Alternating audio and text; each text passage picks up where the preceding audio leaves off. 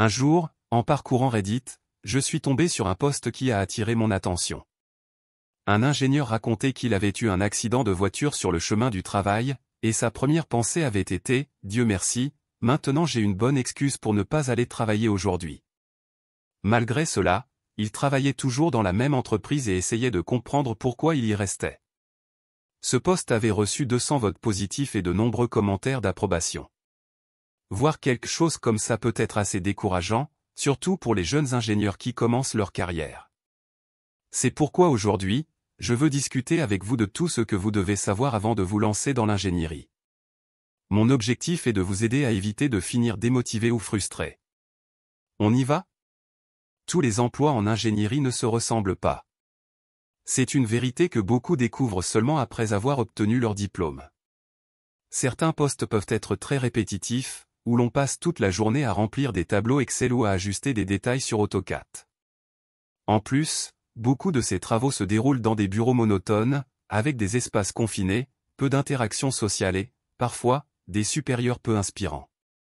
D'un autre côté, il existe des emplois qui sont à l'opposé total. Imaginez travailler dans un environnement dynamique, avec des bureaux bien conçus, des horaires flexibles et des équipes créatives. Dans ce type d'emploi, vous utilisez votre créativité pour résoudre des problèmes réels, comme redésigner le corps d'un drone pour le rendre plus efficace. Savoir que des millions de personnes utilisent quelque chose que vous avez contribué à développer procure une sensation incroyable. Ainsi, il existe un spectre de possibilités. À un extrême, des travaux démotivants sans impact significatif, à l'autre, des opportunités créatives qui changent réellement la vie des gens. Des entreprises comme Apple, Tesla, Google et des startups innovantes offrent généralement ce type d'environnement. Quant aux emplois moins enthousiasmants, vous pouvez imaginer où les trouver. Mais ne vous inquiétez pas. Si vous commencez dans un travail qui ne vous plaît pas, rappelez-vous, nous ne sommes plus dans les années 1950. Aujourd'hui, il est courant de changer d'emploi tous les 2 ou 3 ans, surtout dans le domaine de la technologie. Il est normal d'avoir des doutes, et je vais partager un peu de mon expérience. Pendant ma 2e et 3e année d'université, j'ai commencé à me sentir débordé et je me suis demandé si l'ingénierie était vraiment ce que je voulais faire. J'avais peur de finir dans un travail peu intéressant qui ne me rendrait pas heureux. Ce qui m'a aidé à surmonter ces doutes, c'est 2 choses. 1. Découvrir le côté le plus inspirant de l'ingénierie et réaliser que les efforts en valaient la peine. 2. Retrouver des passe-temps en dehors du cadre académique, comme la salle de sport, le jiu-jitsu et la gymnastique, qui m'ont aidé à équilibrer ma routine. Avec le temps, j'ai compris que l'ingénierie peut être une carrière incroyable, à condition de trouver le chemin qui vous convient. L'ingénierie, à elle seule, ne fera pas de vous une personne riche.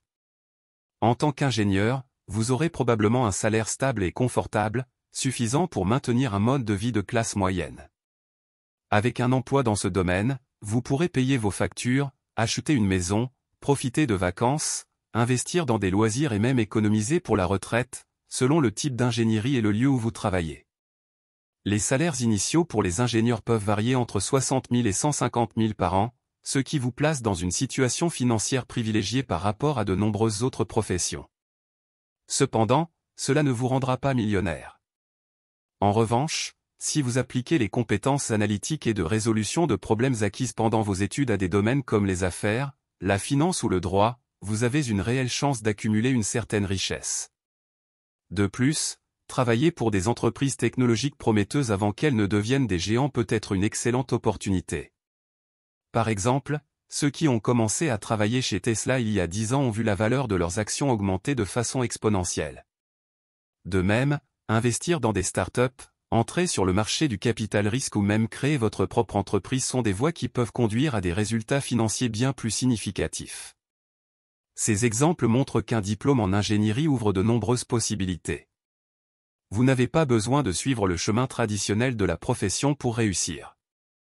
Le potentiel de gain d'un ingénieur va bien au-delà des chiffres fixes et dépend des opportunités que vous saisissez tout au long de votre carrière. Différence entre attente contre réalité dans les projets. Il existe une grande différence entre ce que de nombreux étudiants universitaires imaginent de l'ingénierie et ce qu'elle est réellement dans la pratique.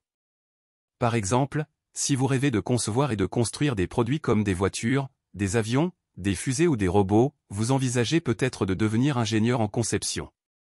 Cependant, il est essentiel de comprendre qu'environ 60% du travail lié à la conception ne consiste pas à dessiner ou créer directement. Prenons l'exemple de la conception d'un support. Modéliser le support dans un logiciel CAD ou effectuer des simulations FEA, analyse par éléments finis, ne représente qu'une petite partie du travail.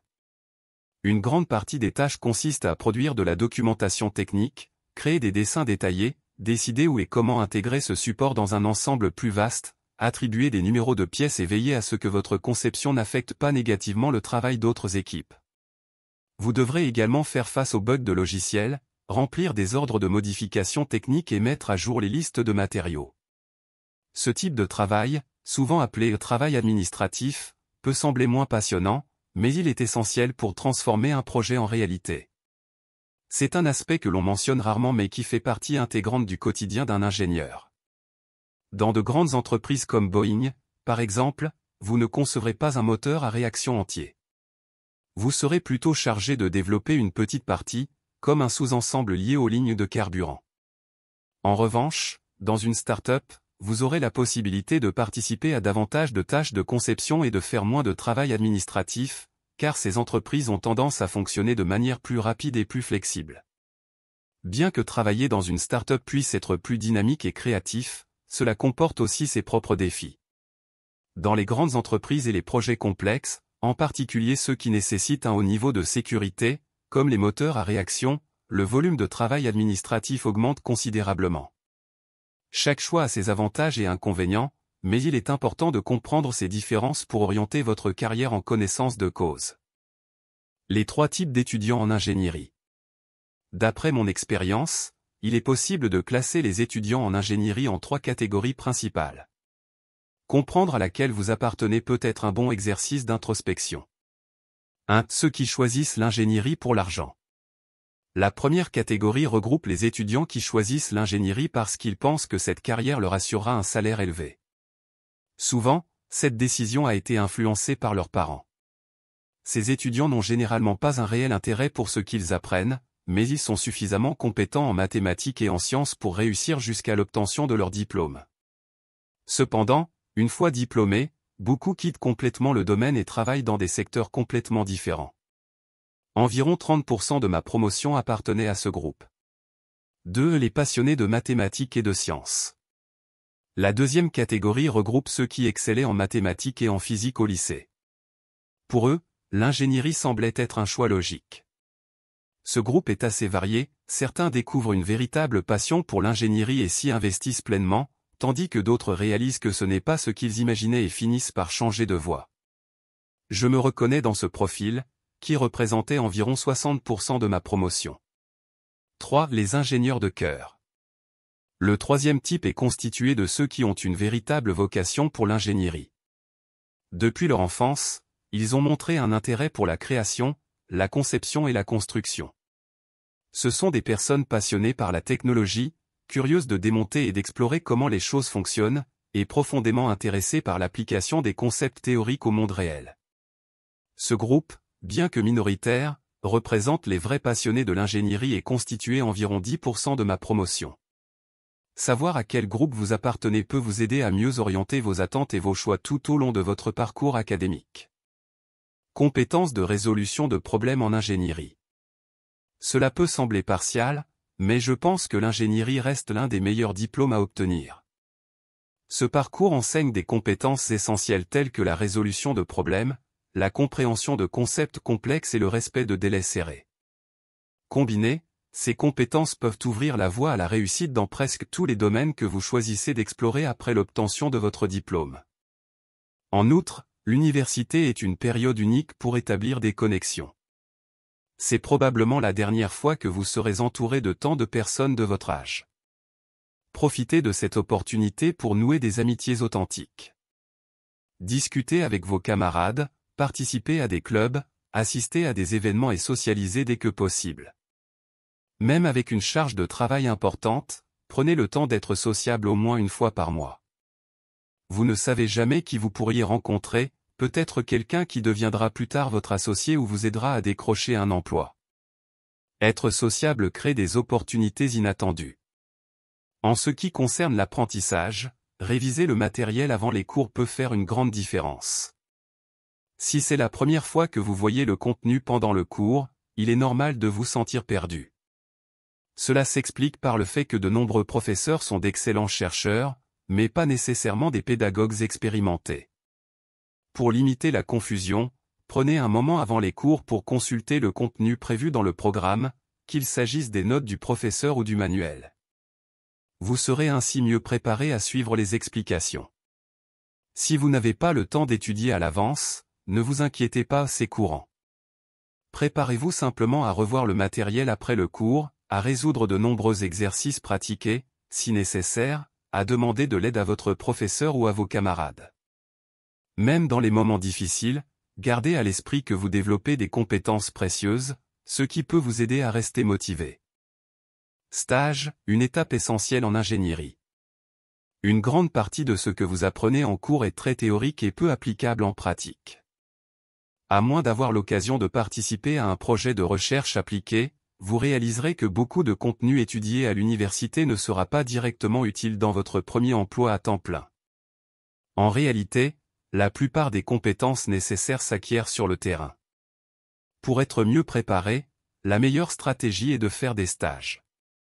J'ai déjà parlé de l'importance des stages dans d'autres contenus, mais il faut le souligner, chaque période où vous n'êtes pas occupé par des cours devrait être consacrée à un stage. Vous pouvez trouver des opportunités de stage sur des plateformes comme LinkedIn. Une autre option consiste à contacter les équipes de conception ou les projets étudiants dans votre université pour vérifier s'ils recherchent des stagiaires. De plus, vous pouvez vous tourner vers de petites startups qui ont besoin de soutien en ingénierie. Par exemple, recherchez des startups spécialisées en matériel dans votre région, contactez-les et voyez si elles sont prêtes à accueillir des stagiaires. Les petites startups ont souvent moins de moyens pour recruter des professionnels expérimentés, ce qui les rend plus enclines à accepter des stagiaires débutants. Si c'est votre premier stage, voici un guide de base. 1. Identifiez une offre de stage qui vous intéresse. 2. Analysez les compétences requises pour le poste. 3. Recherchez des tutoriels en ligne pour apprendre ces compétences. 4. Acquérez ces compétences et réalisez un projet qui les met en pratique. 5. Ajoutez ce projet à votre CV. Avec cette approche, vous serez mieux préparé pour les entretiens et augmenterez vos chances de succès.